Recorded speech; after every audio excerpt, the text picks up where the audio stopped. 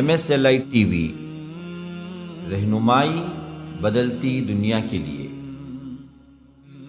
شهر رمضان الذي أنزل فيه القرآن هدى للناس وبينات من الهدى والفرقان عبده ورسوله أما بعد فإن خير الحديث كتاب الله وخير الهدي هدي محمد صلى الله عليه وسلم وشر الأمور محدثاتها وكل محدثة بدعة وكل بدعة ضلالة وفي رواية وكل ضلالة في النار. فأعوذ بالله السميع العليم من الشيطان الرجيم من همزه ونفثه ونفخه. بسم الله الرحمن الرحيم. الحمد لله الذي أنزل على عبده الكتاب ولم يجعل له عوجا. اللهم أرنا الحق حقا وارزقنا اتباعه وأرنا الباطل باطلا وارزقنا اجتنابه. اللهم علمنا ما ينفعنا وانفعنا بما علمتنا وارزقنا علما.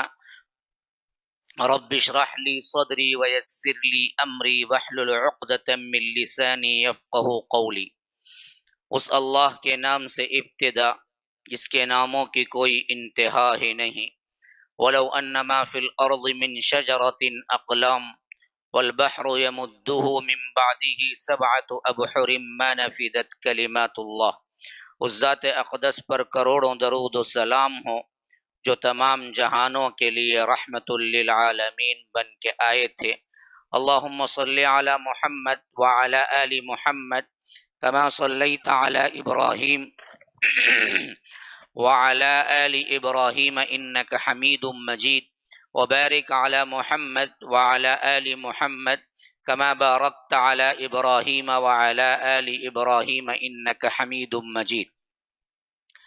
برادران اسلام، واجب الاحترام بزرگوں، دوستوں، عزیز ساتھیوں، لائق احترام ماؤں اور بہنوں، اللہ کے رسول صلی اللہ علیہ وسلم کے صحابہ کی سیرتیں جو رمضان المبارک کی ان راتوں میں پیش خدمت ہیں، ان میں سب سے اہم ترین وصف اصحاب رسول اللہ صلی اللہ علیہ وسلم کا اللہ کی اطاعت، اس کے رسول کی اطاعت کے بعد قرآن کی محبت اور شغف ہے. ہر صحابی جنہوں نے اپنی زندگی کے اندر انقلاب برپا کیا، آپ دیکھیں گے کہ ان کو سب سے پہلی چیز متاثر جو کی وہ قرآن ہے. خود بھی عربی اور سمجھنے والے، بہترین بولنے والے، اور ان پر سب سے اہم ترین معجزہ اتارا گیا وہ بھی قرآن عربی کا ہے. اس اعتبار سے اللہ کے رسول صلی اللہ علیہ وسلم نے اپنی نبوت کے دعوے کو سچ اور صداقت کے اعتبار سے چیلنج بھی کیا تو وہ قرآن ہے. فرمایا کہ وَإِن كُنتُمْ فِي رَيْبٍ مِّمَّا نَزَّلْنَا عَلَىٰ عَبْدِنَا فَأْتُوا بِسُورَةٍ مِّن مِّثْلِهِ. اگر تمہیں شک ہے کہ میں اللہ تبارک و تعالیٰ کا فرستادہ نہیں ہوں، پیغمبر نہیں ہوں، یہ اللہ کا کلام نہیں ہے، یہ میں نے اپنی طرف سے گھڑ لیا ہے، تو تم اس جیسی ایک صورت بنا کے لاؤ. نہیں لا سکے. کبھی فرمایا کہ فَلْيَأْتُوا بِحَدِيثٍ مِّثْلِهِ، اس جیسی ایک کتاب بنا کے لاؤ. کبھی فرمایا کہ بِعَشْرِ سُوَرٍ مِّثْلِهِ، 10 صورتیں بنا کے لاؤ.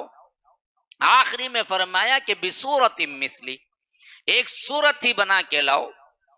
جب یہ چیلنج کو بھی پورا نہیں کر سکے تو فرمایا کہ فَإِن لَّمْ تَفْعَلُوا وَلَن تَفْعَلُوا، تم نے ماضی میں نہیں کیا، قیامت تک بھی نہیں کر سکو گے. فَاتَّقُوا النَّارَ الَّتِي وَقُودُهَا النَّاسُ وَالْحِجَارَةُ، پھر تو ڈرو اس آگ سے جس کا ایندھن بنیں گے انسان اور پتھر، یعنی جن کو تم نے پوجا پاٹ کے لیے رکھا ہوا ہے وہ بھی ایندھن بنیں گے، اور تم خود بھی جو اللہ کے ساتھ شریک بنائے ہوئے ہو تم بھی ایندھن بنو گے. تو اللہ کے رسول صلی اللہ علیہ وسلم نے اپنے نبوت کے دعوے میں سب سے اہم ترین چیلنج کے طور پر جو چیز پیش کی وہ اللہ کا کلام ہے. وہ واقعتاً ایسا پر اثر اور پر تاثیر ہے کہ ہم اگر اس کو سمجھ کے پڑھیں گے یا سمجھنے کی کوشش کریں گے اور اللہ کے کلام سے واقعتاً ہمیں شغف اور محبت ہے تو یاد رکھیے پھر آپ کو وہ بات تھوڑی سی سمجھ آئے گی جو اس وقت عربوں کے اندر حالات کو تبدیل کر رہی تھی. ہمارا معاملہ یہ ہے کہ ہم نے نہ قرآن پڑھنے کی کوشش کی نہ سمجھنے کی. ایک طبقہ وہ ہے جو قرآن کا نعرہ تو لگاتا ہے لیکن اسے اس کی یوں سمجھیو کہ تھوڑی سی عربی اور اس اعتبار سے اسے اس کی نالج بھی نہیں ہے سوائے پورا تکیہ کلام اس کا ہوتا ہے ترجمے پہ. اس سے وہ حلاوت نظر نہیں آتی جو حلاوت آپ کو ڈائریکٹ عربی سیکھ کر جب کلام اللہ پڑھتے ہیں اس کی تاثیر اس وقت سمجھ آتی ہے. اگر آپ تراجم کے اوپر اعتبار کریں گے تو ہر ترجمہ بھی اصل میں کیا ہے کسی بھی مترجم کا اپنا خیال ہوتا ہے. اسی وقت وہ ترجمہ کر سکتا ہے جب وہ سمجھے اپنے خیال میں کہ اس کا یہ ترجمہ ہے تو وہ ترجمہ کرے گا نا جی. تو یہ خود ترجمہ نہیں ہے وہ ترجمانی ہے. اللہ کے کلام کو جب تک آپ لوگ اللہ نے جیسے اتارا ہے اسی کے ساتھ عموماً عام فہم آیتوں کو نہیں سمجھو گے. احکامات ہیں خواص کے لیے ہیں یہ چیزیں کیا ہیں سیکھنے کی ہیں واقعتاً زندگی لگانا. لیکن عوامی اعتبار سے جو قصص ہیں توحید کی جو آیتیں ہیں ان کو آپ پڑھ سکتے ہیں اس حد تک نالج حاصل کر سکتے ہیں کہ آپ پڑھیں تو تراویح میں کم از کم سمجھ آئے. قرآن جب بھی پڑھیں آپ کو سمجھ آئے کہ رب آپ سے کیا خطاب کر رہا ہے. یہ حالت اگر ہماری آ گئی تو تب جا کے ہم اس کا ایک ذرہ یعنی یوں سمجھو کہ 100 کا ایک حصہ 99 نہیں ایک حصہ ہم ادراک ہمارے اندر ہو سکتا ہے کہ صحابہ جو اس کو 100% سمجھتے تھے تو ان پر کیا اثر ہوتا اور کیوں 23 سال کے اندر پورا عرب انقلاب کے دور سے گزر گیا. اور اللہ کے رسول صلی اللہ علیہ وسلم اس ایک قرآن کے ذریعے تمام عربوں کی دنیا پلٹ کر دی. اور اللہ کے فضل و کرم سے وہ قوم جو کہ ایک طرح کی یوں سمجھ لیجئے آج کے بالکل خانہ بدوش قوم جو ہوتی ہے ان پڑھ گنوار جس کے اوپر کوئی ایک بادشاہ نہیں تھا کوئی ایک حکمرانی نہیں تھی ایک حکومت کرنے والا نہیں تھا نہ دنیا میں کوئی خاص کام نہ دنیا میں کوئی دولت ان کے لیے تھی نہ دراصل ان لوگوں کے پاس کوئی ہنر کوئی تعلیم ہی تھی حتیٰ کہ ان کے اندر لکھنے پڑھنے والے بھی بہت کم تھے. لیکن ہونے کے باوجود یہ 23 سال کے عرصے میں قرآن کے اترنے کے دور کے اندر ایسے لوگ بنے کہ جنہوں نے آگے چل کر بڑی بڑی خلافتیں انجام دی. اس کی وجہ کیا ہے؟ یہ قرآن کا انقلاب ہے. یہ قرآنی انقلاب جب بھی ہوگا یاد رکھو تبھی ہمارے لیے اصل میں کامیابی ہے. جب تک ہم اس کی طرف نہیں پلٹیں گے رجوع نہیں ہوں گے اور اس کو اپنا حرز جاں نہیں بنائیں گے اس کو پڑھیں گے نہیں حتیٰ کہ آج بھی 100 آدمیوں کا گروہ ہی صحیح اگر وہ ٹھان لے کہ میں قرآن پڑھوں گا سمجھوں گا عربی سیکھوں گا اور قرآن اور حدیث پر عمل بھی کروں گا 100 افراد کی بھی ایک جماعت بن جائے تو یاد رکھو ہو سکتا ہے انقلاب ہو جائے.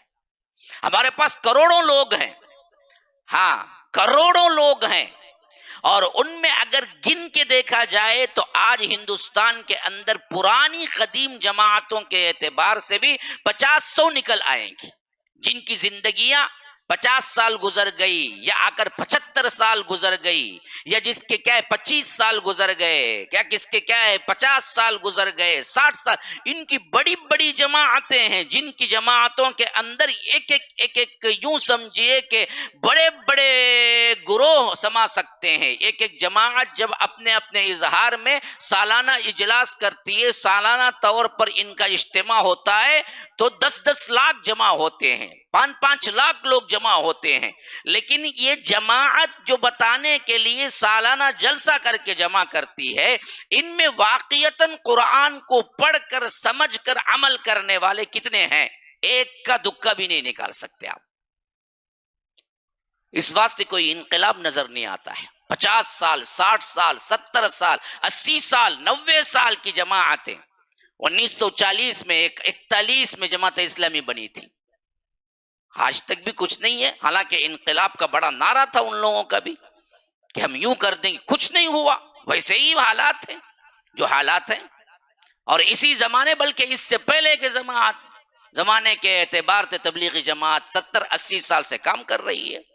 ہاں ماشاءاللہ اسرائیل میں بھی جگہ کام کرتی انہیں، ہاں اس کی بیوٹی دیکھو، اسرائیل والا یہ بلا کے مسجد دیتا، ہاں اتنی فیمس جماعت، لیکن کوئی انقلاب نہیں ہے سوائے نماز روزے کے۔ یہ بہت بڑا انقلاب نہیں، کیا پوچھتے ہیں کیا ہی کمت، کیا ہے انقلاب اس معاملے میں؟ جنہوں نے کبھی کچھ پڑھا ہی نہیں، جنہوں نے وہ واقعات سنے، وہ واقعات سنائے جو کہ بالکل موضوع روایتیں ہیں، اسی پہ پوری زندگی ہے، ان کے پاس قرآن پڑھنا ممانعت میں ہے، تو قرآن کیسے سیکھیں گے جی؟ کیسے پڑھیں گے؟ کیسے سمجھیں گے؟ ان کے بڑے پڑھنے سے منع کرتے ہیں تو پھر جماعت کہاں سے سکسس ہوگی؟ اس اعتبار سے ہر جگہ دیکھ لیجئے ہمارے اندر قرآن کا لگاؤ نہیں ہے، قرآن کو ہم نے بیس نہیں بنایا۔ قرآن اور حدیث کو بیس بنا کر اگر ہم ایک بنے اور نیک بنے تو آپ بھی انقلاب ہو سکتا ہے۔ اسی لیے اللہ کے رسول صلی اللہ علیہ وسلم نے دعوت کا موضوع کوئی لمبی چوڑی تقاریر نہیں تھے۔ اللہ کے رسول صلی اللہ علیہ وسلم کے پاس کوئی آتے تھے تو اللہ کے رسول قرآن سنا دیتے تھے، بس کافی ہوتا۔ کیسے کیسے لوگ اسلام قبول کیے صرف قرآن سننے سے۔ آپ سب کو معلوم ہے حضرت عمر نے، جو کہ اس وقت کے سب سے شدید ترین مخالفین میں سے ایک ہے، اسلام کیسے قبول کیا؟ بس قرآن سن لیے، کون سی دعوت ہوئی؟ دوسری کوئی دعوت نہیں ہوئی، ہاں قرآن سن لیے۔ پوچھا کہ کیسے ایمان لانا بتاؤ۔ یہی تربیت اللہ کے رسول صلی اللہ علیہ وسلم نے اپنے صحابہ کو بھی دی۔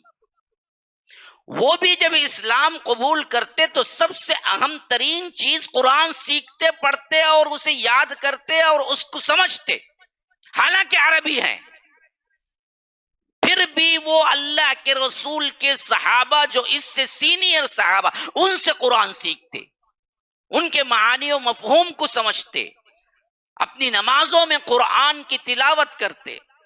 ہاں یا ایھا المزمل قم اللیل الا قلیلا نصفہ او انقص منہ قلیلا او زد علیہ ورتل القرآن ترتیلا، آدھی آدھی رات یا آدھی رات سے کچھ زیادہ یا کچھ کم، اے اللہ کے رسول صلی اللہ علیہ وسلم آپ اللہ کے حضور کھڑے ہو کے قرآن پڑھتے ہیں۔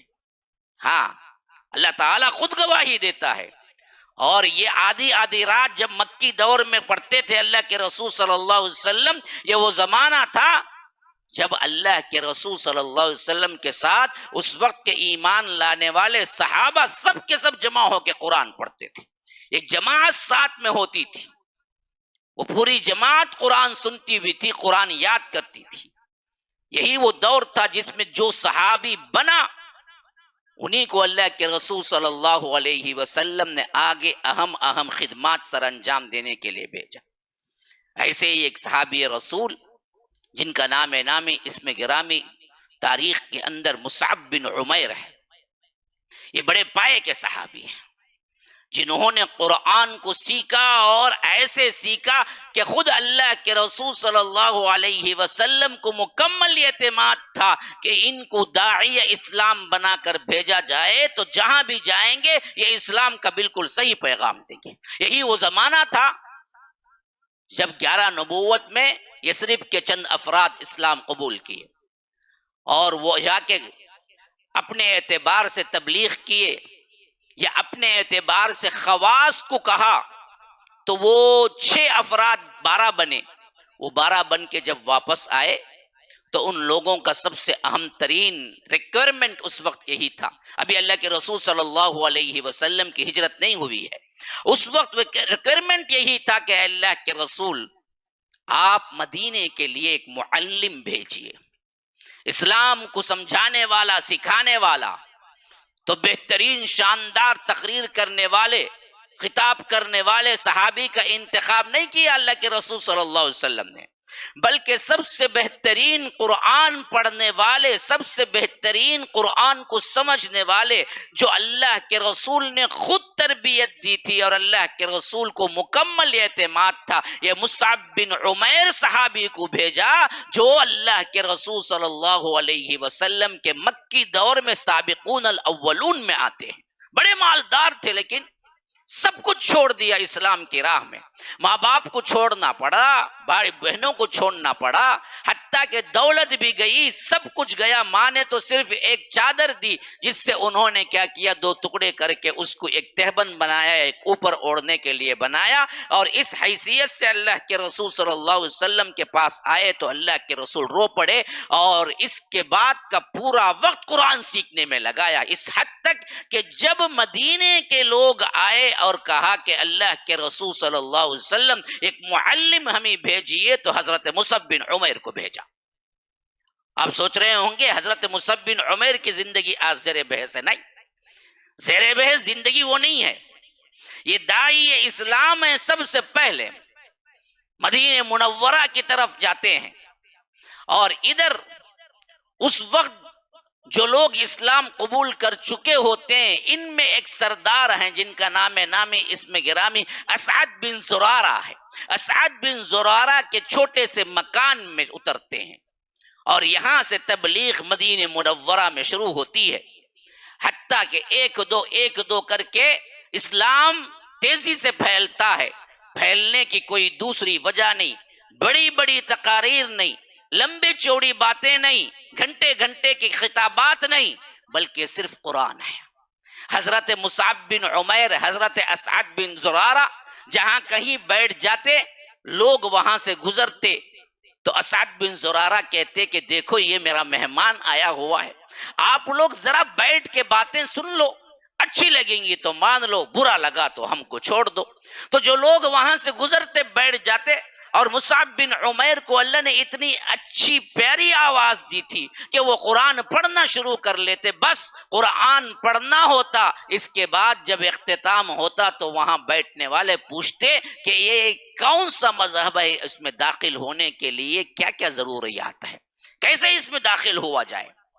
کوئی دوسری بڑی لمبی تقریر نہیں ہے.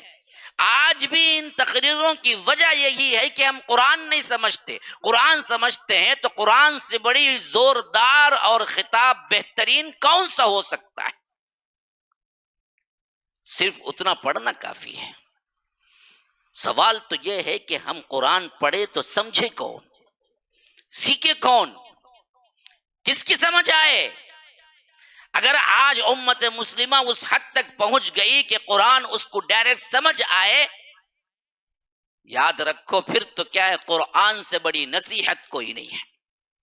ہاں، فمن شاء ذکرہ، جو کوئی بھی یاد دہانی چاہے اس کے لیے یہ یاد دہانی بس ہے. ہاں، انہا تذکرہ، یہ یاد دہانی ہے. جو یاد دہانی چاہے اس کے لیے قرآن بس کافی ہے. حضرت مصعب بن عمیر قرآن کی تلاوت سے ہی مدینے کے اندر اسلام کو پھیلا رہے تھے. یہاں تک کہ ایک مرتبہ ایسے ہوا کہ یہاں کے 2 سردار ہیں جن کا ایک بہت بڑا قبیلہ اوس اور خزرج، جو قبائل میں سے اوس کا بڑا قبیلہ اسی پر معمور تھا، کہ 2 ان کے بہترین سردار تھے. ایک اسید بن حضیر تھے، ایک سعد بن معاذ تھے. آج کی زندگی مبارکہ 2 سرداروں میں سے ایک بڑے سردار اسید بن حضیر کا ہے، لیکن اس کے لیے ان 3 ناموں کو جوڑ لیں تو واقعات بن جائیں گی. اسعد بن زرارہ، اسید بن حضیر، سعد بن معاذ. ان میں دعوت دینے والے مصعب بن عمیر کو جوڑ لیں تو یاد رکھیے 1 مہاجر صحابی، 3 انصاری صحابی. ان تینوں سے اصل میں کیا ہوا؟ پورا مدینہ مسلمان ہوا ہے۔ ہاں، مدینے کی پوری دعوت انہی تینوں پر ہے، اور ان کو پیش کرنے والے حضرت مصعب بن عمیر ہے، اور حضرت مصعب بن عمیر کو خود اللہ کے رسول صلی اللہ علیہ وسلم نے داعی بنا کے بھیجا۔ اسعد بن زرارہ پہلے اسلام لا چکے تھے، یہ ایک باغ میں بیٹھے دعوت دے رہے ہیں، جو اس وقت خاص طور پر اوس کی ایک شاخ ہے، بنو عبد الاشہل نام کا ایک قبیلہ، وہاں کے جو سردار تھے، یہ سردار سعد بن معاذ ذرا پھرے ہوئے غصے میں آتے ہیں، اور یہ دونوں دوسرا سردار اسید بن حضیر، جن کی زندگی آج ہمارے لیے کیا ہے، نمونہ ہے، وہ بھی ساتھ میں ہوتے ہیں۔ تو سعد بن معاذ کہتے ہیں کہ آپ جائیے، ہمارے گھروں کے اندر خود ہمارا مذہب کو برا کہنے والے آ گیا، اور وقت یہ ہے کہ میں ڈانٹ نہیں سکتا ڈائریکٹ جا کر، کیونکہ اسعد بن زرارہ میرا رشتہ دار ہے، انہی کے گھر میں ٹھہرا ہوا ہے، انہی کا مہمان بنا ہوا ہے، وہ جو مکے سے آیا ہے، اس کی باتیں پتہ نہیں ایسی ہیں کہ جو بھی سنتا ہے مان لیتا ہے، اور میرا دل دکھتا ہے کہ یہ میرے معبودوں کے خلاف بولتا ہے، اور میں چاہتا تو اسی وقت اس کو باہر کر دیتا، لیکن اسعد بن زرارہ بھی میرے رشتہ دار ہیں، اس واسطے یہ کام آپ انجام دیجئے، اسید بن حضیر کو کہتے ہیں۔ حضرت اسید بن حضیر خود اپنا واقعہ اس طرح بیان کر رہے ہیں کہ یہ سن کے سعد بن معاذ کی بات یہ روکنے کے لیے آگے بڑھتے ہیں، اور ادھر مصعب بن عمیر اسعد بن زرارہ چند لوگوں کو سمجھا رہے ہوتے ہیں، جب یہ آ کے کہتے ہیں کہ اے وہ لوگو، تم ہمارے دلوں کو کمزور سمجھ رکھا ہے، ہمارے اعتبار سے ہمارے معبودوں کو جھوٹا ہمارے اندر آ کے کہتے ہو، اور ہم آپ کو چھوڑ دیں گے؟ ابھی باہر نکل جاؤ۔ اگر معاملہ یہ نہ ہوتا کہ اسعد بن زرارہ کی سپورٹ نہ ہوتی تو میں کبھی تمہیں باہر کر دیتا۔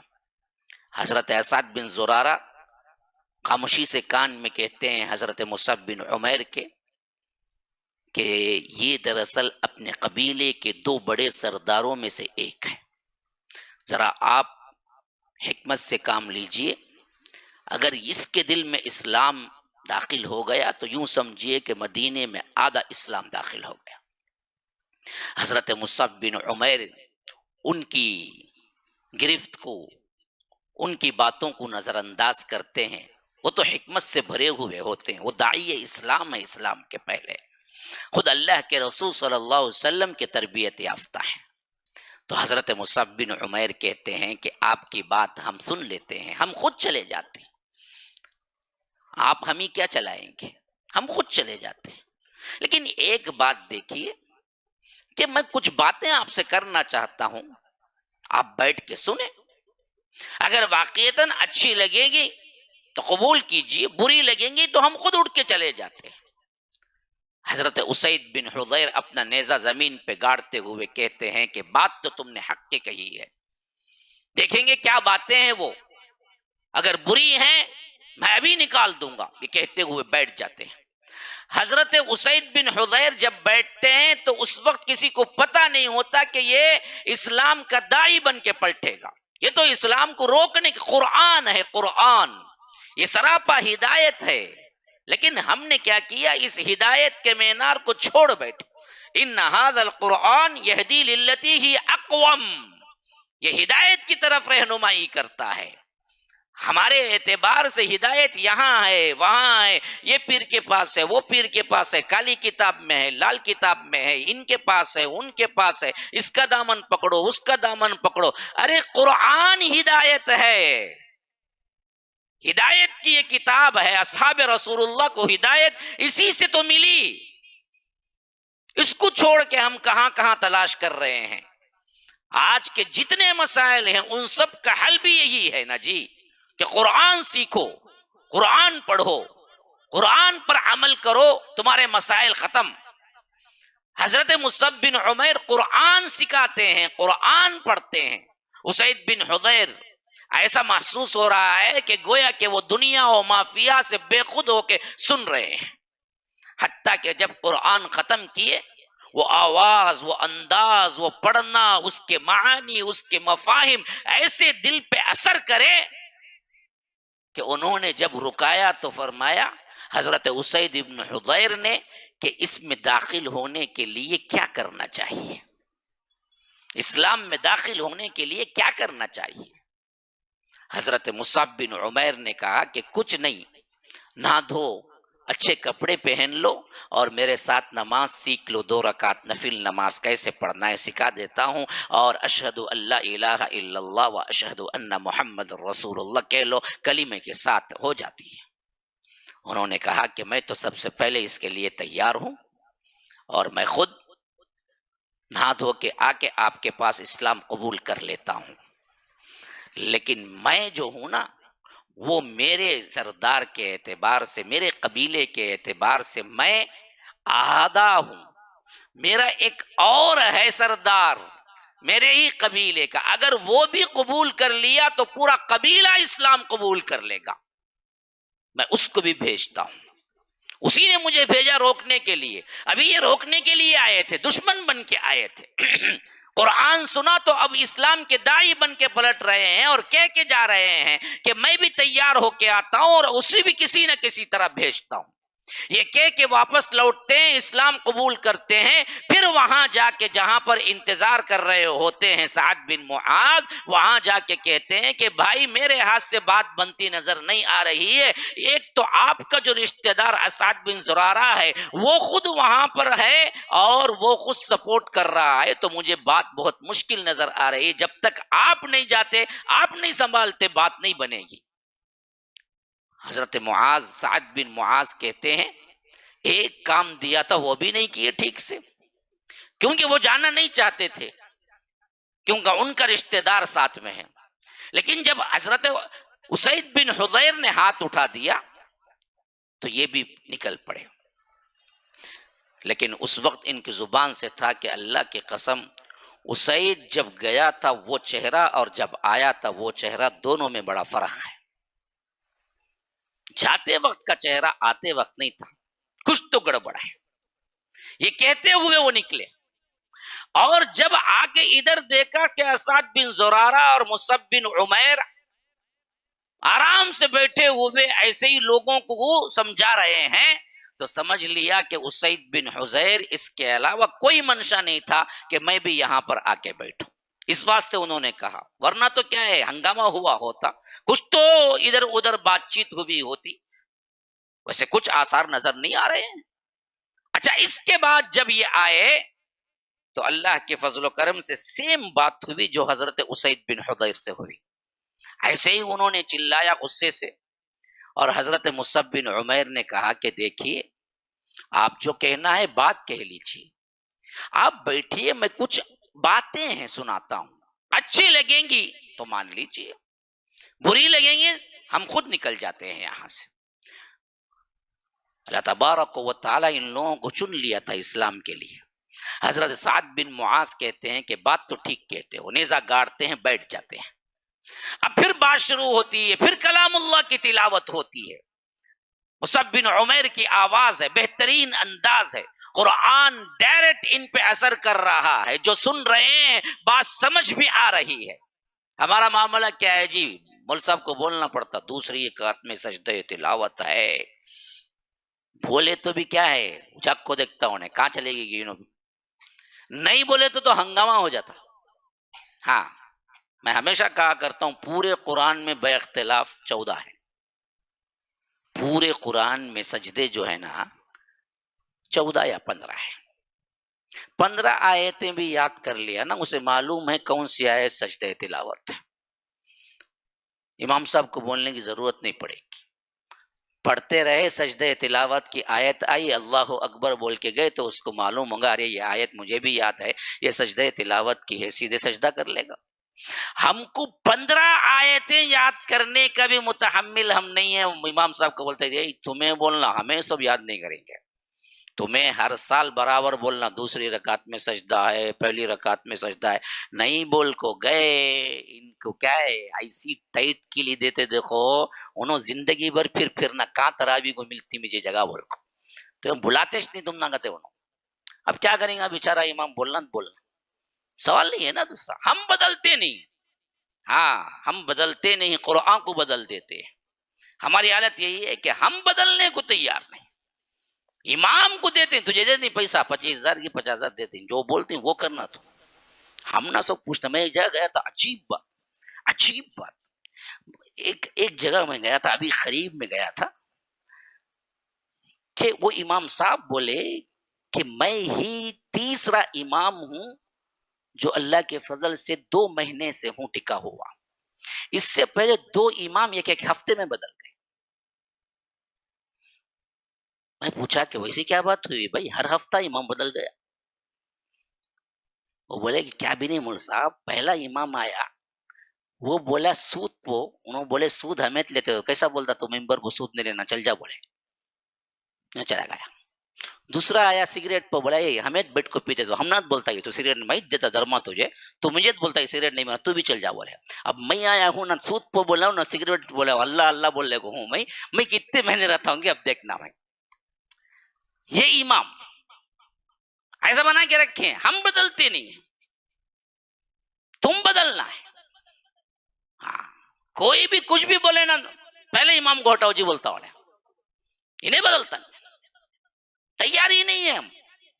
تو ہمارا حال دیکھیے, کتنے سالوں سے تراویح پڑھ رہے ہیں, 15 آیتیں یاد نہیں کرتے. 15 آیتیں یاد کر لیے تو پھر مسئلہ ہی ختم. سمجھو پڑھو نہیں بول رہا ہوں, 15 آیات 12 مہینے, 1 مہینے کا 1 رکھ لیے تو یہ بس ہے, کافی ہے. 1 آیت, صرف 1 آیت. ہاں, آراف کا آخری پہلا سجدہ اگر ترتیب مصحف کے اعتبار سے دیکھیں گے آخری آیت آراف کی, لیکن برابر بولنا وہ آیا تو سجدہ ہے تبھی سجدہ کرنے ہوتا. نہیں, انہیں رکوع میں رہتا, ایک جنا جھاگتا رہتا, الٹا عورتیں رہے تو انہوں تو سمجھ میں نہیں آتا کیا کرنا ہو, کھڑ جاتے خاموشی رہو, دوسرا آواز کب آئے گی تب دیکھیں گے. بول کو سمجھ میں نہیں آتا کیا کر رہے ہیں, معلوم نہیں نا جی, پڑھا بھی نہیں سیکھا بھی نہیں نا, کیا کریں گا. کیسے بولتا ہوں دیکھیے نا, تن سے بولتا ہوں, ہنسی مذاق بولوں کو چھڑ بھی آتے, کیا مول صاحب ایسا کیا کریں گے, جو ہم مجبور ہیں. پیار سے بول کو دیکھ لیے, چاکلیٹ دیکھو بولے, سمجھا کو بولے, رو کو بولے, ہنسا کو بولے, کیا بولے تو بھی ہمیں نہیں سمجھتے. تمہیں جو بولنا ہے سب بولو, ہمیں ویسے رہیں گے. کتنے لوگ آئیں اگلے سال 15 آیتیں یاد کرنے والے, ہاتھ اٹھاؤ, دیکھیں گے بھائی اگلے سال بھی ہے نا. تمہیں کہاں جانے جاتے, میں کہاں جانے جاتا ہوں. ہاں, یہ ہاتھ اٹھائے سو لوگ یہ 15 آیتیں یاد کرتے نہیں کرتے, دیکھیں گے انشاءاللہ. ہاں, کیسی زندگی گزر رہی ہے دیکھو ہماری بھی, عجیب, کیا کریں گے. تو ادھر انہوں نے قرآن پڑھا, حضرت سعد بن معاذ سن رہے تھے, انہوں نے بھی سیم وہی بات کہی جب قرآن ختم کیا, کہ اس مذہب میں داخل ہونے کے لیے کیا کرنا چاہیے. انہوں نے وہی کہا جو حضرت اسید بن حضیر سے کہا, کوئی بات نہیں, بس شہادت دو, اشہد ان لا الہ الا اللہ و اشہد ان محمد رسول اللہ. نہا لو, اگر کپڑے اچھے ہیں تو پاک کپڑے پہن لو, میرے ساتھ 2 رکعت نفل نماز پڑھ لو. نماز کیسے پڑھنا آپ کو میں سکھا دوں, اسلام میں آپ داخل ہو جائیں گے. بس اب یہ دونوں سردار اسلام قبول کیے, تو اس میں بیوٹی کیا آئی پتا ہے آپ کو, یہ دراصل خالی اسلام قبول کر کے جانے والے نہیں تھے, پھر اپنا زندگی کا مشن بنا لیا. حضرت اسید بن حضیر, حضرت سعد بن معاذ, دونوں اپنے قبیلوں کو رات میں جمع کیا, جتنے لوگ تھے سب کو جمع کر لیا. کہا کہ ہم ترین بات ہے, جب لوگ جمع ہو گئے تو کہا کہ ہم دونوں کا مرتبہ, ہم دونوں کیسے ہیں تمہاری نظر میں. کہا کہ بہترین, قابل اور اپنے معاملات سے زیادہ ہمارے معاملات کو مقدم رکھنے والے اور ہماری خیر خواہی چاہنے والے. جب قبائل کے لوگ اتنی بہترین بات, اتنا زیادہ اعتماد ظاہر کیے, تب جا کے حضرت سعد بن معاذ اور اسید بن حضیر نے کہا کہ دیکھو, تمہاری عورتوں سے, تمہارے لوگوں سے اور تمہارے معاملات سے میں بری و ذمہ ہوتا ہوں, اور تم سے بات کرنا مجھ پر حرام ہے جب تک کہ تم اللہ اور اس کے رسول پہ ایمان نہیں لاتے. کیا دعوت کا طریقہ ہے دیکھو. جب انسان کے پاس پاور بھی ہے, اخلاق بھی ہے، عہدہ بھی ہے اور قوم پہ اعتماد بھی ہے، ایسی باتیں کر سکتا ہے وہ. ہاں، قوم چاہتی ہے، محبت کرتی ہے، اور قوم کے لیے وہ اپنا تن من دھن دیا ہے. اسلام سے پہلے بھی اتنا بہترین اخلاق والا ہے کہ اپنے سے زیادہ پرابلمز قوم کے سالو کیا ہے. تو ان کو اعتماد تھا میری قوم، میرا قبیلہ مجھ سے بہت محبت کرتا ہے، اس واسطے انہوں نے بائی چیلنج کہا کہ تم سے مجھے بات کرنا، تمہاری عورتوں سے مجھے بات کرنا، تمہارے معاملات سے مجھے کیا ہے کوئی سروکار نہیں ہے، حرام ہے. جب تک کہ تم اللہ اور اس کے رسول پر اسلام قبول نہیں کرتے، ایمان نہیں لاتے، میں تمہارے ساتھ کوئی تعلق نہیں رکھوں گا. تو روایتوں میں آتا ہے کہ شام نہیں گزری، ابھی یہ کیا ہے، یوں سمجھ لیجئے کہ غروب آفتاب کا ٹائم تھا کہ رات نہیں گزری، پورا بنو عبد الاشہل پورا کا پورا کیا ہے اسلام قبول کر لیا. اور اس کے بعد کی جو زندگی ہے دونوں کی بڑی نمایاں رہی. لیکن آج سیرت مبارکہ حضرت اسید ابن حضیر کی ہے. جس حیثیت سے انہوں نے اسلام قبول کیا، اور سب سے زیادہ متاثر کن چیز ان کو اسلام میں قرآن اور قرآن کی قرات رہی. اس حیثیت سے ہی انہوں نے اپنی زندگی بھر قرآن کو عزیز رکھا، حتیٰ کہ ایسی قرات سیکھی جیسے مصعب بن عمیر پڑھتے تھے، انہی کے پیچھے رات دن رہے. حتیٰ کہ جب ایک مرتبہ بیعت کے سلسلے میں آنا ہوا، بیعت عقبہ شریک ہوئے، یہ 70-80 لوگ جو میں ہمیشہ کہا کرتا ہوں یہ آخری بیعت تھی مدینہ آنے سے پہلے، جس میں آ کے اللہ کے رسول صلی اللہ علیہ وسلم سے انصار نے ریکویسٹ کی کہ اللہ کے رسول اب مدینہ آ جائیے. مدینہ آنے کے بعد بھی روایتیں ہیں کہ حضرت مصعب بن عمیر سے لگے رہے، قرآن سیکھتے رہے، اور اللہ کے رسول صلی اللہ علیہ وسلم کو سناتے رہے، سیکھتے رہے، قرآت بہتر کرتے رہے. حتیٰ کہ ایسی قرآت کیا کرتے تھے کبھی کبھی اللہ کے رسول صلی اللہ علیہ وسلم بھی ٹھہر جاتے سننے کے لیے. بخاری کے اندر یہ روایت موجود ہے میرے بھائیو. قرآن کی عظمت اور قرآن کے الفاظ اور قرآن کی قرآت کے سلسلے میں ان کی سب سے بڑی شہادت ہے. کہتے ہیں کہ میں سورہ بقرہ، ایک روایت میں ہے کہ میں سورہ کہف پڑھ رہا تھا، اسی واسطے میں نے پہلے کیا ہے سورہ کہف پڑھا تھا. آج رات کا موقع تھا، نماز میں، تہجد میں، قیام میں پڑھتے تھے. یہ بیوٹی ہے، عام دنوں میں بھی صحابہ کرام کی تہجد نہیں جاتی تھی. یہ صحابہ ہی کا نہیں، بعد میں تابعین، تابع التابعین کی بھی زندگیوں میں عام دنوں میں بھی تہجد مس نہیں ہوتی تھی. 5 نمازوں کا تو تصور ہی نہیں ہے مس ہونے کا. یاد رکھو یہ اتنی اہم ترین چیز تھی. جیسے جیسی نمازیں ہماری ضائع ہوتی گئی ویسے ہی ہمارے حالات بگڑتے جائے. اسی واسطے اللہ تعالیٰ مریم میں ذکر کرتا ہے فخلف من بعدہم خلف اضاعوا الصلاۃ. پہلا بگاڑ جو امتوں میں آیا وہ کیا ہے جی؟ نماز کا چھوڑنا، نماز ضائع کرنا. دوسرا بگاڑ کیا آئے گا؟ واتبعوا الشہوات، شہوت پرستی، بے حیائی. یہ تباہی کے 2 اہم ترین چیزیں ہیں قوموں کے لیے. یاد رکھو ہر قوم جو تباہ ہوئی نا، خواہ موسیٰ کی ہو، خواہ عیسیٰ کی ہو، خواہ وہ بعد میں آنے والی ہو، پہلے ہر ایک کا فلسفہ اسی کے اندر ہے. فخلف من بعدہم خلف اضاعوا الصلاۃ واتبعوا الشہوات فسوف یلقون غیا.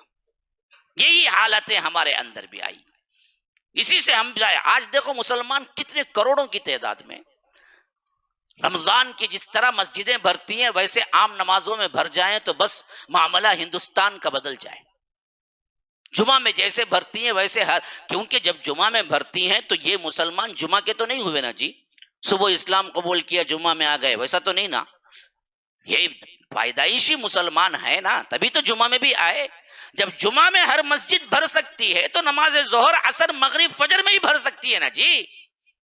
مسلمان تو اس وقت مسلمان نہیں ہوئے نا، وہ تو مسلمان ہی ہیں جب جمعہ کی محفل اور جمعہ کا کراؤڈ آپ جمعہ میں ہی دکھا سکتے ہیں تو فجر، ظہر، عصر، مغرب میں بھی دکھا سکتے ہیں نا. دن میں 5 مرتبہ یہ کراؤڈ دکھاؤ تو صحیح، کچھ کرنے کی ضرورت نہیں تمہیں. حالات تبدیل ہو جائیں گے، حالات تبدیل ہو جائیں گے. اللہ نے ایسی ایسی بیوٹیز دیا ہے اسلام میں. کوئی بڑا دھاگ، بڑے بڑے اسٹیٹمنٹ دینے کی کچھ ضرورت نہیں ہے. نوجوانوں کو اشکال کہ اس میں جمع ہو جاؤ، ایس ڈی پی آئی میں فلاں، پی آئی میں فلاں، اس میں فلاں، کچھ بھی مت کرو جی، ایمان لاؤ، شرک سے ہٹو، نماز کو قائم کرو، دیکھو حالات بدلتے نہیں بدلتے۔ ہاں انہیں بڑے بڑا وٹے چلے لا رکھتے، کیا کی چلے لا رکھتے کنہیں، لیکن نماز میں نہیں رہتا انہیں، کئی کا چلے لا رہا، چلے بھی نہیں، کچھ بھی نہیں، نہ قرآن پڑھنے آتا نماز پڑھتا، کہاں سے بنیں گا کچھ، کہاں سے بنیں گا؟ تربیت ہی نہیں ہوئی نا۔ تربیت ہوئے بغیر تم جہاد کا نعرہ دو تو وہ خامخواہ جا کے جیل میں پھنستے ہو، فائدہ بھی نہیں، وہ طریقہ کار بھی نہیں۔ 13 سال تو کوئی جہادی مار کھایا، مار نہیں، ہاتھ اٹھانے کا کیا ہے حکم نہیں، ہاتھ باندھنے کا تھا، کفو ایدیکم، ہاتھ باندھو کھاؤ مار، پھر تو نہ جی آیا نا۔ یہی تو سیرت سکھاتی ہے ہمیں، ہماری تربیت ہی نہیں ہوئی ہے تو پھر تو کیا چنگیزیت رہ جاتی ہے، جدا ہو دین سیاست سے تو رہ جاتی ہے چنگیزی۔ یہی تو ہماری حالتیں ہوئی ہیں، اسی کی وجہ سے تو اسلام پر وار کرنے کا موقع مل رہا ہے ان بدبختوں کو۔ ہمارے عوام کو، ہمارے لوگوں کو سمجھنا چاہیے کہ تربیت ہونی چاہیے، وہ تربیت جو صحابہ کی تربیت ہوئی تھی۔ نمازیں ضائع ہوئی، شہوات آئے، ہمارے اندر بے حیائیاں آئی، لڑکیاں برباد ہوئی بے حیائی میں، لڑکے برباد ہوئے، قومیں برباد ہوئی، گھرانے برباد ہو گئے، پھر آپ کہاں سے جو ہم اسلام کا نعرہ پکاریں گے تو کیا ہے؟ قوم پلٹے گی، بدلے گی؟ بدلنے کے لیے خود سدھرنا چاہیے۔ جو صحابہ تہجد نہیں چھوڑ سکتے، جو تابعین تہجد چھوڑنا کیا ہے گناہ سمجھتے تھے، وہ موقع پھر آئے گا تو حالات بدلیں گے نا جی۔ یہ تہجد میں کھڑے ہوئے تھے، کہتے ہیں کہ میں نماز میں قرآن کی تلاوت شروع کیا اور میرا بیٹا یحییٰ، ان کی کنیت اسی واسطے ابو یحییٰ ہے۔ کن کی کنیت؟ کن کی؟ آج کے صحابی کی۔ کون؟ اسید بن حضیر۔ میں اتنے نام لیا، ایک نام آپ کو پریشان کر جائے گا، ایک نام کی اصل زندگی ان ناموں کا اس کے اندر 7 آیا ہے، واقعات ہیں، اسعد بن زرارہ، سعد بن معاذ، یہ سب بھی بڑے بڑے صحابہ، لیکن آج جن کی زندگی چل رہی ہے وہ اسید بن حضیر ہیں، جن کی کنیت ابو یحییٰ ہے۔ تو یہ کہتے ہیں کہ میرا بچہ یحییٰ جو ہے نا وہ گھوڑے کے پاس بالکل سویا ہوا تھا اور میرا گھوڑا بندھا ہوا تھا وہاں پر، لیکن دیکھتا یہ ہوں کہ جیسے ہی میں پڑھنا شروع کرتا ہوں گھوڑا ہنہنانے بھی لگتا ہے اور اس زور سے ٹکر مارتا ہے، اس زور سے ہٹتا ہے گویا کہ رسی توڑا کے نکل جائے گا، اور میرا بیٹا بالکل قریب تھا کہ پتہ نہیں اگر وہ آگے بڑھ کے پاؤں رکھ دے تو میرا بیٹا کیا ہے، کوئی بھی آفت ہو سکتی تھی اس پہ۔ تو اس واسطے میں رک گیا تو گھوڑا بھی رک گیا، پھر میں پڑھنا شروع کیا تو گھوڑا بھی ہنہنانے لگا، یہاں تک کہ میں نے محسوس کیا کہ میں پڑھتا ہوں تو گھوڑا حرکت میں آتا ہے، اور مجھے سب سے زیادہ ڈر یہ تھا کہ میرا بچہ بالکل پاس میں پڑا ہوا سو رہا تھا، کہیں بچے پر کوئی آفت نہ آ جائے۔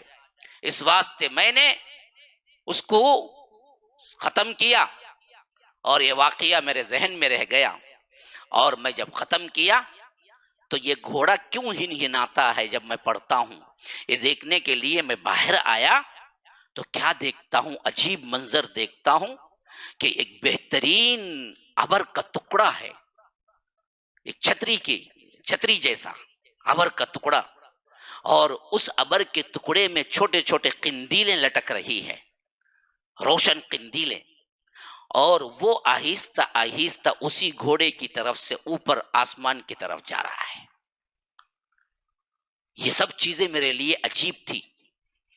میں صبح فجر کی نماز میں اللہ کے رسول صلی اللہ علیہ وسلم سے ملا اور رات کا واقعہ کہا کہ اللہ کے رسول، میں نے جب قراءت کی تو گھوڑا ہنہنانے لگا، بے قابو ہو رہا تھا، اور مجھے ڈر ہوا کہ کہیں یحییٰ پر وہ کوئی مصیبت نہ کھڑا کر دے، میرے بیٹے پر۔ اس واسطے میں نے قراءت کو کم کر دیا، تو اللہ کے رسول صلی اللہ علیہ وسلم نے فرمایا کہ اسید تم پڑھتے جاتے کیوں روکا 3 مرتبہ کہا کہ روکا کیوں؟ تب جا کے حضرت اسید بن حضیر نے کہا کہ اللہ کے رسول میں کیا کروں کہ گھوڑا بھی کیا ہے مزور ہو رہا تھا، ساتھ میں میرا بچہ بھی تھا. تو فرمایا کہ اسید تمہاری قراءت سننے کے لیے فرشتے آسمانوں سے آئے ہوئے تھے. وہ جو تم نے بدلی دیکھی چھتری نما اور جس میں قندیلیں دیکھی، وہ کوئی اور نہیں تھے، وہ فرشتے تھے، سننے کے لیے آئے تھے. اگر تم فجر تک سناتے رہتے فرشتوں کو یہاں کے مدینے والے روشنی میں خود اپنی آنکھوں سے دیکھتے. جب تم نے پڑھنا کھڑا دیا تو فرشتے سننے جو آئے تھے وہ اوپر چلے گئے. اگر تم فجر تک پڑھتے رہتے تو فرشتوں کو لوگ دیکھتے.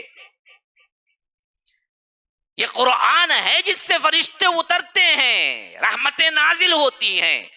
جن گھروں میں ڈانس باجا اور گانا مووی چلتے ہیں وہاں کہاں سے فرشتے آئیں گے؟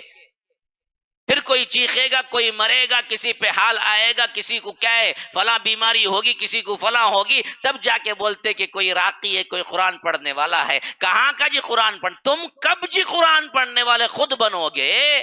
جب تم بنو گے نا تب فرشتے آئیں گے. تم تو کیا ہے تمام روز تمام دن تم تو کیا ہے دوسرے مغلظات اور دوسری چیزوں میں ہو اور سمجھتے ہو کہ فرشتے ہوتے. فرشتے کہاں سے اتریں گے؟ فرشتے اترنے کے لیے تو قرآن چاہیے نا. وہ قرآن تو ہم پڑھتے ہی نہیں. قرآن کی گونج ہمارے گھروں میں کہاں سے آتی ہے؟ گھنگری کی گونج، گھنگرو کا جو گونج ہے وہ تو آتی ہے. ڈانس کی جو شکل ہے وہ تو ہمارے گھرانوں میں سے آتی ہے. کس کے گھر میں کیبل نہیں ہے؟ کس کے گھر میں موویز نہیں چلتے ہیں؟ بتاؤ نا. کتنے ہیں جنہوں نے کیبل کے بغیر زندگی گزاری ہے یا گزار رہے ہیں؟ یہ گزارنے کا ہمارے ساتھ اگریمنٹ کر رہے ہیں، عہد کر رہے ہیں. نکالو گھرانوں سے. کیا ضرورت ہے؟ ٹی وی نہ ہو تو نہ ہوگا. آج کل تو ٹی وی کی ضرورت بھی نہیں ہے. ہاں یہ باکس وہ باکس، ایسا ویسا، کیا کی کدھر کی، نیٹ میں کیا کیا عجیب و غریب چیزیں آ چکے. کیبل کی کیا ضرورت ہے؟ یہ خود بس ہے دیکھتے ہوئے. ماں بھی بیٹھی ہوئی ہے، باپ بھی بیٹھا ہوا ہے، بچے بھی بیٹھے ہوئے ہیں، سب بیٹھے ہوئے ہیں. ننگا ناچ دیکھتے ہیں، کسی پہ جو نہیں رہتی. ایسی بے حیا فیملی پہ اللہ کی رحمت ہوگی؟ فرشتے آئیں گے. جہاں باپ ماں اور سب مل بیٹھ کے کیا ہے ننگے ایڈس دیکھتے ہیں، ننگے موویز دیکھتے ہیں. حیا نہیں آتی کسی کو. کوئی گھر میں یہ نہیں کہتا کہ یہ کیسے بھائی بیٹھ کے دیکھیں گے بیٹی کے سامنے. باپ بھی کیوں نہیں نکالتے اس کو؟ کوئی بولنے والا ہی نہیں. گناہ سمجھے تو بولے نا جی. ہم گناہ ہی نہیں سمجھتے اس کو. آرام سے بالکل زندگی چلتی ہے. بلکہ باپ کبھی گھرانوں میں کچھ ایسی باتیں ہو بھی جاتی ہیں تو پھر انٹرٹینمنٹ کیا مولوی صاحب کہتے ہیں؟ انٹرٹینمنٹ ہونا کہتے ہیں. ان کو ہے سو حالات کو ہندوستان کے انٹرٹینمنٹ ہونا کہتے ہیں. بچوں کو انٹرٹینمنٹ بھی دینا نہیں تو اس کا مطلب کیا ہے؟ موویز دکھانا. ہم انٹرٹینمنٹ اسی کو سمجھے ہوئے ہیں جو بے حیائی ہے نا جی، اس کو انٹرٹینمنٹ سمجھے ہوئے ہیں. ہاں انٹرٹینمنٹ تو یہ ہے جو حلال میں ہے تمہارے لیے. تم نے کبھی اس کو سمجھا ہی نہیں. تو اللہ کے رسول صلی اللہ علیہ وسلم نے حضرت اسید بن حضیر سے فرمایا کہ یہ فرشتے تھے جو سننے کے لیے آئے تھے. یہ قرآن ان کی زندگی میں تبدیلی لانے والا سب سے اہم ترین کردار تھا. پوری زندگی قرآن کو پکڑے رہے. حتیٰ کہ اللہ کے رسول صلی اللہ علیہ وسلم کے دور میں اور صدیق اکبر کے دور میں، حضرت فاروق کے دور میں قرآن کو سکھانا اور اس کی سب سے اہم ترین ذمہ داری حضرت اسید بن حضیر بھی انجام دیا کرتے تھے. اللہ کے رسول صلی اللہ علیہ وسلم حضرت اسید بن حضیر کا بہت احترام کرتے تھے. بہت بڑا مقام تھا. صدیق اکبر کے دور میں بھی بہت بڑا مقام تھا. ایک مرتبہ حضرت اسید بن حضیر مجلس نبوی میں تھے کہ خاص طور پر خندق کا واقعہ ہے. خندق میں معلوم ہوا کہ باہر سے لوگ 10,000 کا لشکر تیار کر کے لا رہے ہیں. ایسے میں جب یہ آ گئے اور یہ محصور ہو گئے مسلمان مدینے کے اندر، تو ایسے میں معلوم ہوا کہ جو بدوی قبائل ہیں، اطفانی قبائل جو ہیں، یہ لٹیرے قسم کے تھے، بدو قسم کے تھے، ان لوگوں نے بھی اوپر سے حملہ کرنے کا ٹھان لیا ہے یا قریش سے مل جانے کا ٹھان لیا ہے۔ ایسے میں اللہ کے رسول صلی اللہ علیہ وسلم کو تمنا ہوئی کہ کم از کم دو دشمنوں سے بیک وقت نمٹنا آسان نہیں ہے، تو کم از کم ایک کو ہم بات چیت تو کر لیں۔ تو وہ لٹیرے جو قبائل تھے، غطفانی جو قبائل تھے، وہ اطراف کے ان کا جو سردار تھا عامر بن طفیل، اللہ کے رسول صلی اللہ علیہ وسلم نے چاہا کہ کم از کم ان کا کوئی سردار ہی آ کے بات کر لے، تو عامر بن طفیل بات کرنے کے لیے آیا۔ اور بات چیت کیا تھی کہ دیکھو، پیداوار میں سے آدھا ہم کو دیں گے مدینے والے تو ہم خاموش بیٹھیں گے، قریش کے ساتھ نہیں ملیں گے، ورنہ قریش کے ساتھ مل کے ہم بھی تم پر حملہ کرنے والے ہیں۔ ایسی بات چیت کے وقت جب وہ آیا تو اتفاق سے حضرت اسید بن حضیر وہاں موجود تھے۔ انہوں نے جب وہ آ کے بیٹھا اور اللہ کے رسول صلی اللہ علیہ وسلم سے بے ادبی سے بات کرنے لگا، تو حضرت اسید بن حضیر کو اتنا غصہ آیا کہ کہا کہ جا لومڑی نکل۔ اس نے کہا کہ یہ کون ہے؟ کہا کہ تو نہیں جانتا لیکن میں جانتا ہوں۔ پوچھا ہو کون؟ کہا کہ میں اسید بن حضیر ہوں۔ اچھا، حضیر جاہلیت میں اچھے جانے پہچانے جاتے تھے، تو اس نے کہا اچھا حضیر کے بیٹے؟ کہا کہ ہاں حضیر کا بیٹا ہوں۔ لیکن اس نے کہا کہ بڑے بے ادب ہو گئے ہو، تمہارے باپ سے تو بہت اچھے مراسم تھے میرے، اور میرے دوست تھے وہ، اور وہ تم سے اچھے تھے، میرے ساتھ دوستانہ طور پر اچھا بات چیت کرتے تھے، اور تو مجھے گرا ہوا کہتا۔ انہوں نے کہا کہ میرا باپ میرے سے اچھا نہیں تھا۔ دیکھو ایمان بھی کیا کیا باتیں کہلواتا ہے۔ دیکھو انہوں نے کہا کہ میرا باپ میرے سے اچھا نہیں تھا، اللہ کی قسم میرا باپ کافر تھا، میں مسلمان ہوں۔ میرا باپ کافر تھا، میں مسلمان ہوں، مجھے اور اس کو مت ملا۔ اور آج جو میں کہہ رہا ہوں کہ اے لومڑی بھاگ جا، اس واسطے کہ تو میرے رسول سے کیا ہے، بے ادبی کر رہا ہے۔ اس معاملے میں کبھی توقع نہ رکھنا میں تیرے سے اچھا سلوک کروں گا۔ یہ تیور دیکھے تو بھاگ گیا، واقعتاً بھاگ گیا۔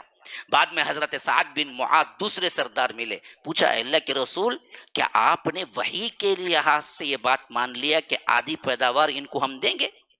اللہ کے رسول نے کہا کہ نہیں، وحی وغیرہ کچھ نہیں ہے، بس میں نے سوچا کہ بیک وقت دو دشمن مل گئے ہیں تو ایک کو ٹھنڈا کرنے کے لیے میں نے سوچا کہ مدینے کی آدھی پیداوار دے دیں گے۔ کہا کہ اللہ کے رسول یاد رکھیے، جب ہم حالت کفر میں تھے تب ہم ایک حبہ ان کو نہیں دیتے تھے، اب تو ہم ایمان والے ہیں، ہم کیوں آدھی پیداوار دیں؟ یہ لوگ جائیں بھاڑ میں، کوئی بھی کچھ بھی کر لیں، ہم ایک پیسہ ان کو نہیں دیں گے کھیتی میں سے۔ اللہ کے رسول کو یہ ادا بہت پسند آئی، اور اللہ کے رسول نے کہا کہ جاؤ ہم کچھ نہیں دیں گے، جو چاہے کر لو۔ بعد میں اللہ نے ایسا رعب ڈالا کہ یہ حملہ بھی نہیں کر سکے، اور اس حیثیت سے اللہ کے رسول خندق میں فاتح بھی رہے، بعد میں ان سے نمٹے۔ اس طرح صحابہ، اچھا صدیق اکبر کے زمانے میں انصار اور مہاجرین کا ایک بہت بڑا معرکے کے طور پر مسئلہ اٹھ گیا۔ وہ کیا تھا؟ خلیفہ کون بنے گا؟ انصار میں سے بنے گا، مہاجر میں سے بنے گا؟ مہاجرین جمع ہوئے، کہا کہ دیکھو ہم سب سے پہلے سپورٹ کرنے والے ہیں، تو ہونا یہ چاہیے کہ مہاجرین میں سے بنے۔ ایک طرح کی سوچ بس چند منٹ کے لیے ہوئی، لیکن ہوئی یہ سقیفہ بنی سعادہ کے اندر جب اللہ کے رسول صلی اللہ علیہ وسلم وفات پائی۔ انصار نے کہا کہ دیکھو اگر ہم پناہ نہ دیتے اور ہم سپورٹ نہ کرتے تم کو تو پھر تو کیا ہے، آگے بات ہی نہیں بڑھتی۔ اس حیثیت سے ہم سپورٹ کرنے والے ہم ہی آگے بڑھ کے ہیں، تو سب سے زیادہ خلافت کا مستحق بھی ہم ہیں۔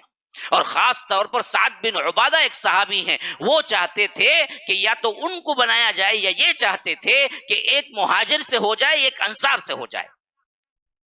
ایسے وقت میں حضرت اسید بن حضیر نے بہت بڑا کارنامہ انجام دیا۔ وہ اٹھ کے کھڑے ہوئے کہا کہ لوگوں یاد رکھو، یہ جو چیز ہم جو بات کر رہے ہیں یہ ہرگز بھی ہونے والی نہیں ہے، کیونکہ یہ قریش کے لوگ ہیں، قریش میں سے ہی امام بننا چاہیے، یہی صحیح ہے کہ ابو بکر صحیح رہیں گے۔ اور دوسری سب سے اہم ترین بات یہ ہے کہ ہم ہمیشہ سپورٹر رہے ہیں۔ اللہ کے رسول جب مدینہ آئے تو ہم نے سپورٹ کیا، جب یہاں پر خلیفہ سے صدیق اکبر ہوں گے تو ہم سپورٹ کریں گے، ہم خود حکمراں نہیں بنیں گے۔ بس یہ کہنا تھا کہ پورا قبیلہ ٹھنڈا ہو گیا، حتیٰ کہ ایک بہت بڑا معرکہ جیسا مرحلہ ہونے والا تھا، ایک جنگ کی شروعات اسے ٹھنڈی کر گئی حضرت اسید بن حضیر کے ایک لفظ سے، اور اللہ کے فضل و کرم سے تمام انصار خاموش بیٹھ گئے۔ اور مہاجرین میں خود میں نے پہلے بتایا تھا، جیسے کہ صدیق اکبر نے کہا کہ حضرت عمر ہیں، حضرت ابو عبیدہ ہیں، ان دونوں میں سے کسی کو چن لو، تو دونوں آگے بڑھ کے کہے کہ نہیں، ہم خود حضرت ابو بکر کو چنتے ہیں۔ اس طرح خلافت کا معاملہ بالکل حضرت ابو بکر پر اتفاق ہو گیا۔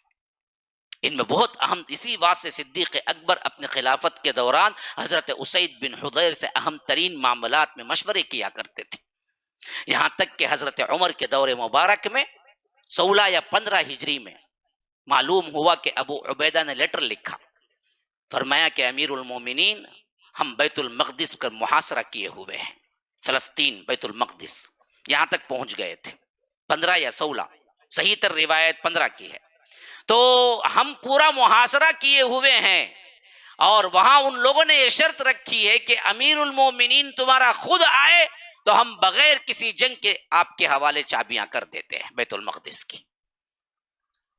تو حضرت ابو عبیدہ نے جب خط لکھا، حضرت عمر نے جانے کے لیے تیار ہو گئے، ساتھ میں جو صحابی بھی گئے تھے اس میں اسید بن حضیر بھی ہیں، حضرت اسید بن حضیر بھی اس سفر میں ساتھ رہے، اور ماشاء اللہ بغیر کسی جنگ کے اتنا بڑا معرکہ حل ہو گیا، اور حضرت عمر کے ہاتھ پہ لے آ کے چابیاں رکھ دی۔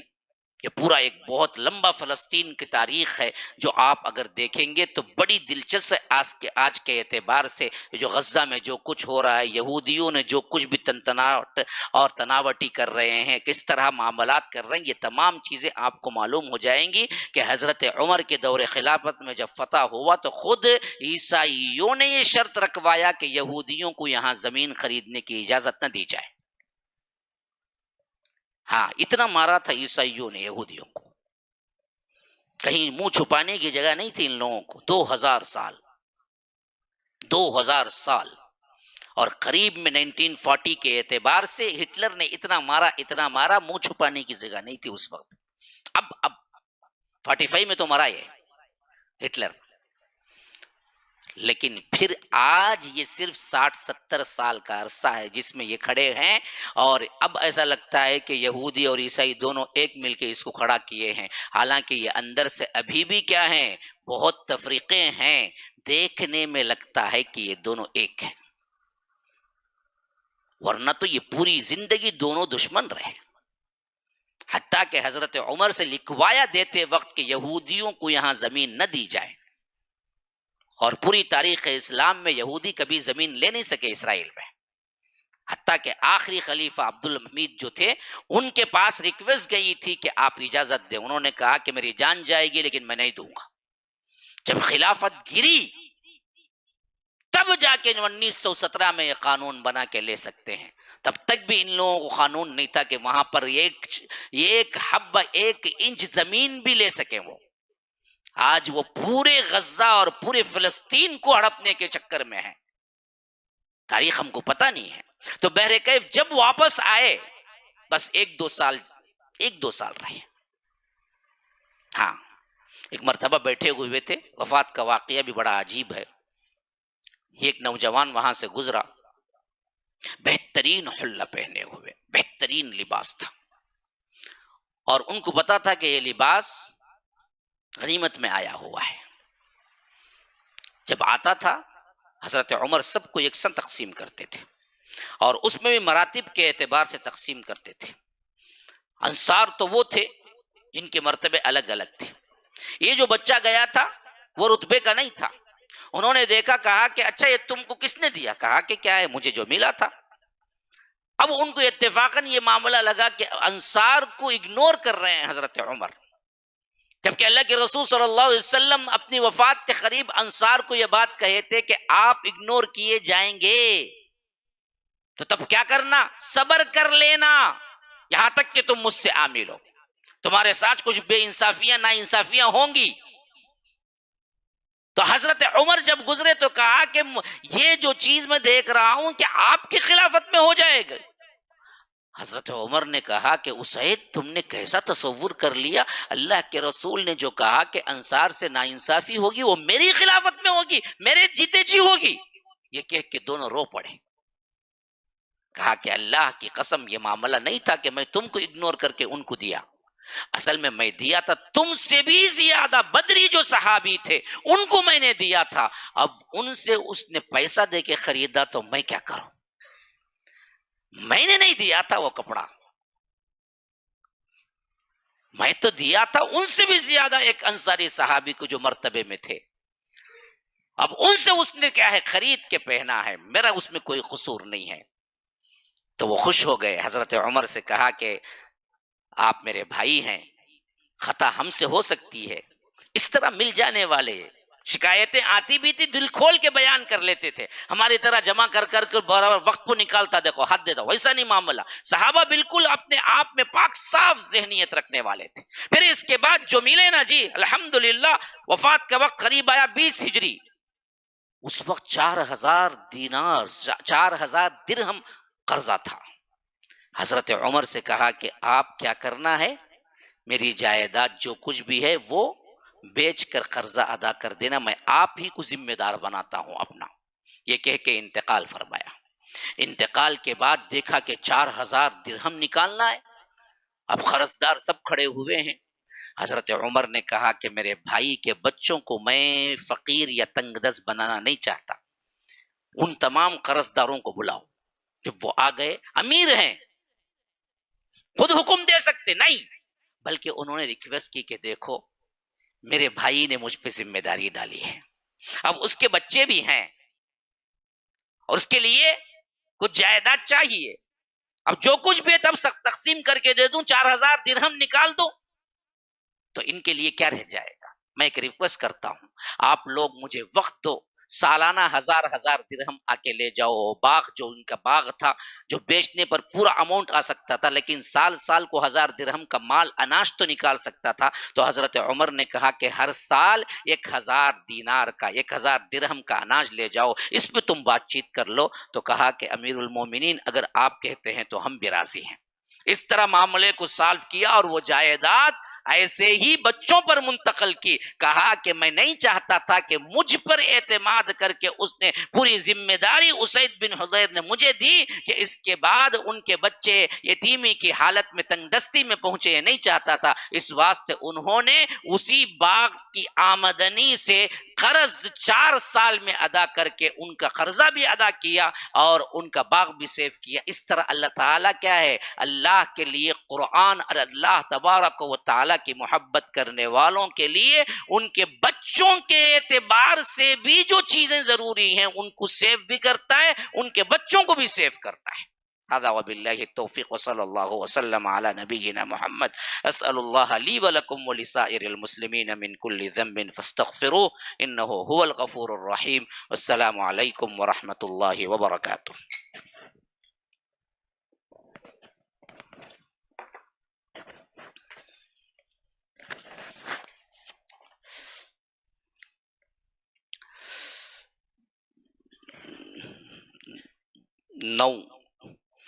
نو ڈے آج کا ہے نا، 9th ڈے ونرز میں ٹوٹل 91 ہے، 10 ونرز ہیں۔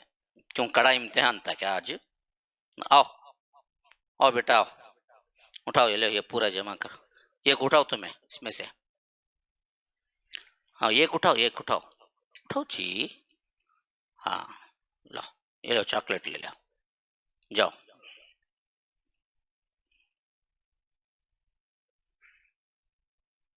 امیر جان چنئی، ماشاء اللہ، اٹھاؤ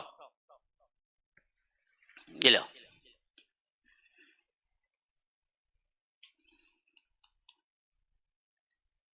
کیا ہے؟ عفران انجم، آفرین انجم چنئی، کون انہوں اٹھانا؟ تمہیں اٹھا دیں گے، لو یہ لو۔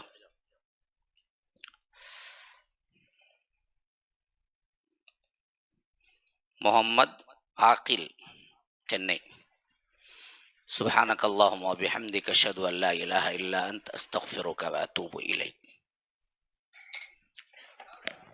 السلام علیکم ورحمۃ اللہ وبرکاتہ کہ یہاں پر جو معاملات ابھی چل رہے ہیں، خاص طور پر تیسری جو چھت ڈالی جا رہی ہے، اس کے لیے میں رمضان المبارک سے پہلے ہی اعلان کیا تھا کہ 65 لاکھ کی ضرورت ہے۔ ابھی دراصل 50 لاکھ کی ضرورت ہے، کام ہو رہا ہے، چھت پڑ چکی ہے۔ میں نے سوچا کہ اگر اس کو آسانی سے تقسیم کر لیا جائے، کوئی بڑا اماؤنٹ ہی نہیں بنتا، 1000 لوگ 5000 روپیے دیں گے، 50 لاکھ بن جائیں گے۔ تو میری گزارش ہے آپ لوگوں سے کہ 5000 روپیے کے لیے کون تیار ہیں؟ وہ لوگ اس رمضان المبارک کے بہت بہترین موقع پر اپنے آپ کو آگے لے آئیں، ریسیپشن میں جائیں، 5000 روپیے عطا کریں۔ نمبرات کے اعتبار سے اعلان کے بعد اب تک 2 حضرات دے چکے ہیں، لیکن یہ بہت ہی کم تعداد ہے کہ 1000 میں صرف 2 افراد آگے آئے ہیں جنہوں نے 5,000 ادا کیے ہیں۔ اب آپ لوگوں میں جو لوگ چاہتے ہیں وہ لوگ آگے آئیں، بڑی رقم نہیں ہے، 5000 روپیے سے ہم کو سپورٹ کریں۔ 1000 آدمی جمع ہو جائیں گے تو الحمدللہ ہمارا تمام تر خرچہ اور الحمدللہ جو ہاسٹل بن رہی ہے اس کا خرچہ مکمل ہو جائے گا۔ اللہ تبارک و تعالی دینے والوں کو اور دے، نہ دینے والوں کو اللہ تبارک و تعالی دینے کی توفیق عطا کرے۔ الحمدللہ ہم نے جب بھی اعلان کیا ہے آپ لوگ اس کا بہترین ساتھ دیے ہیں۔ امید ہے کہ اس معاملے میں آپ لوگ ابھی بھی کار خیر میں ساتھ دیں گے۔